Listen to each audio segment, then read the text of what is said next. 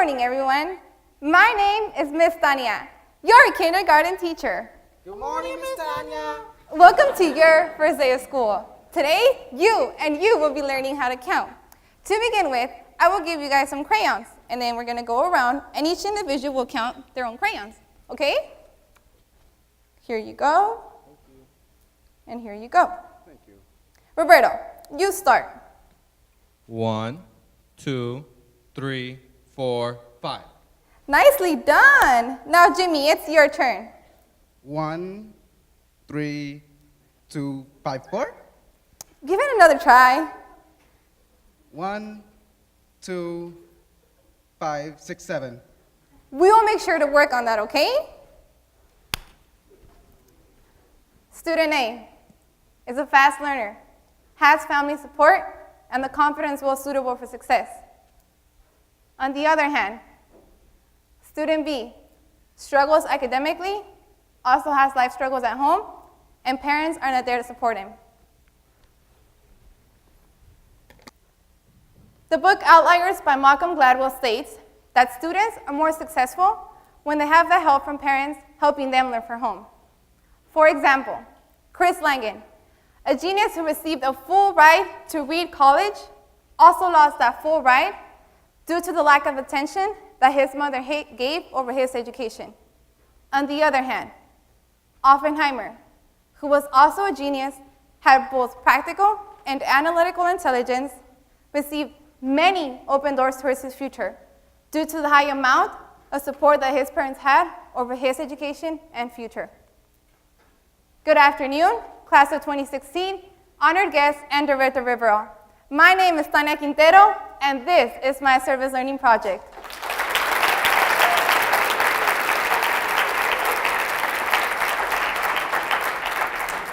Before I get started, I would like to start by asking you the following question. When does learning begin? Please think about it for a few seconds. Does learning begin when you're in the womb? Does learning begin when you're a toddler? Or does learning begin when you are in pre-kinder? Raise your hand if you believe that learning begins when you're in the womb. Raise your hand if you believe that learning begins when you're a toddler. Raise your hand if you believe that learning begins when you're in pre-kinder. Well, according to the latest research, learning begins in the womb. However, the most important years for both learning and cognitive development are the first 5 years of every child's life. As you may see in the graph, the first month up to their 5 years are known to have a high rate of synapse formation. What this means is that every child's brain is starting to be developed, making it easier for them to learn anything that is being taught to them. As soon as children turn 6, we can see that it's not too late, but it does become a little more complex, making it more difficult year after year after year.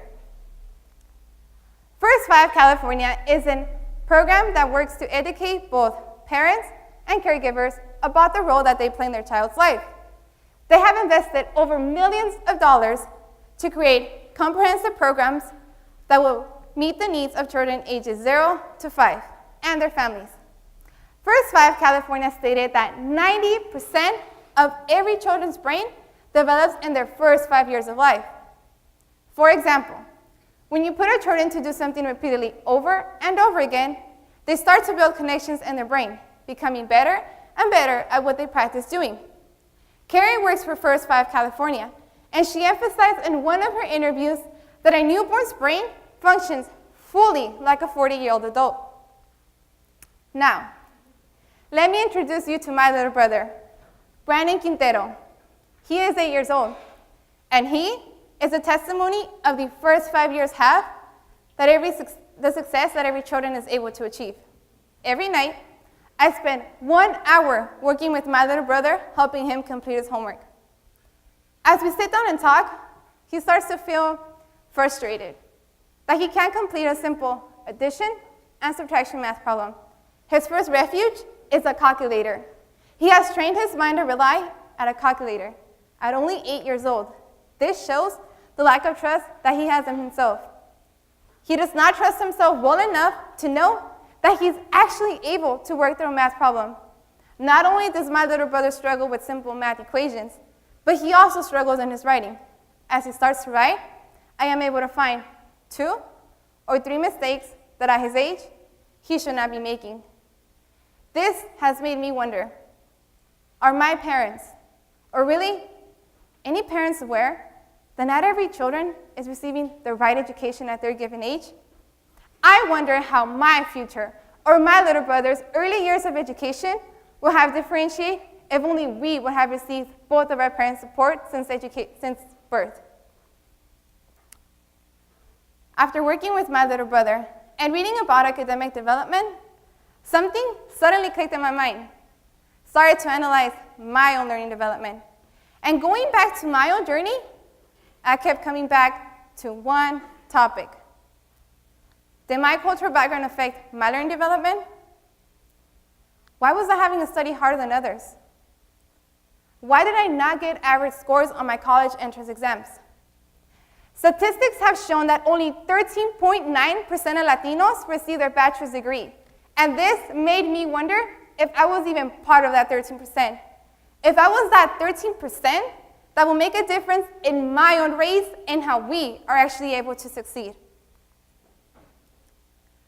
According to the U.S. Department of Education, minorities are the fastest growing sector in our nation, but we are also a large segment of poor population.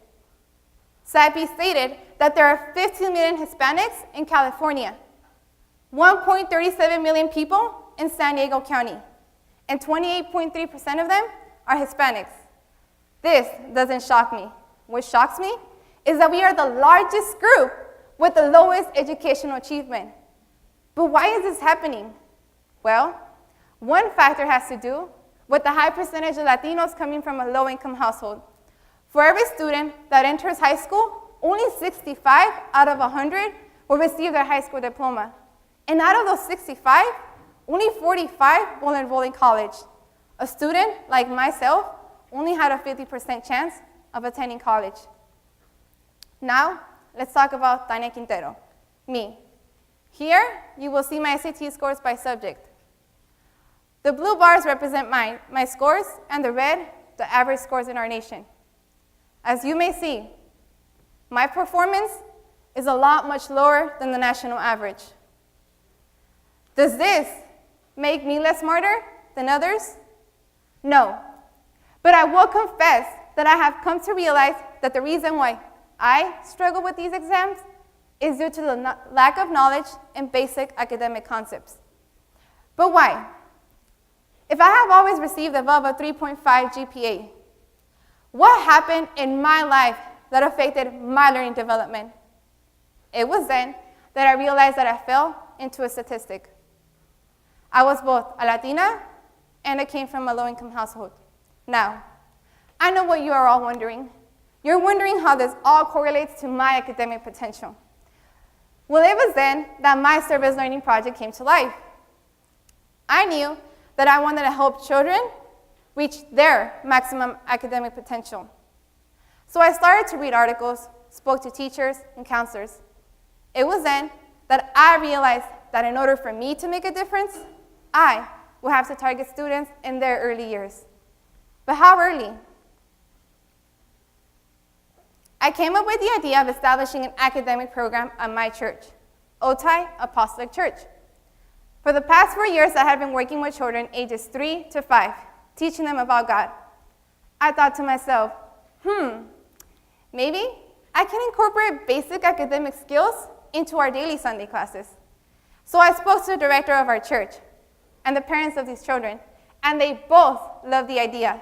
In particular, parents were in love with this idea due to the fact that they didn't have enough time to sit down with their children and help them with basic academic development.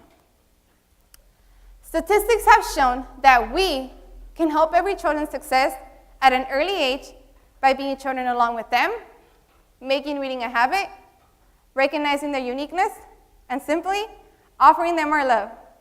Here's a video that exhibits my work for the past 25 weeks. Please enjoy. If you ever find yourself stuck in the middle of the sea, I'll sail the world to find you. Hi. I look If you pretty. ever find yourself lost What's your in the name? dark and you can't see, I'll be the light to guide you.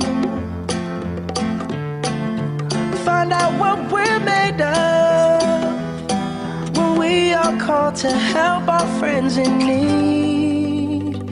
You can't count. Are mouses nice or mean? Me. They're mean? Do you like cookies? Yeah. And I know when I need it, I can count on you. Like 4, 3, 2, and you'll be there. 'Cause that's what friends are supposed to do, oh yeah. Ooh, ooh, yeah. If you're tossing and M is turning for? and you just can't fall asleep, I'll sing a song beside you. And if you ever forget how much you really mean to me, every day I will remind you.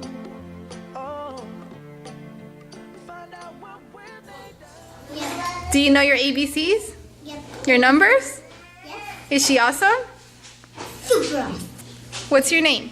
Ruth. How old are you? 4. Do you like Teacher Sonia's class? Yeah. Have you learned to color? Yeah. Have you learned your shapes? Yes. Your ABC? Yes. Numbers? Yes. Count up to 5. 1, 2, 3, 4, 5. What's your name? Gabriel. How old are you? 3. 3. Do you like my class? A lot? Say bye. Bye. I'll be there. And I know it.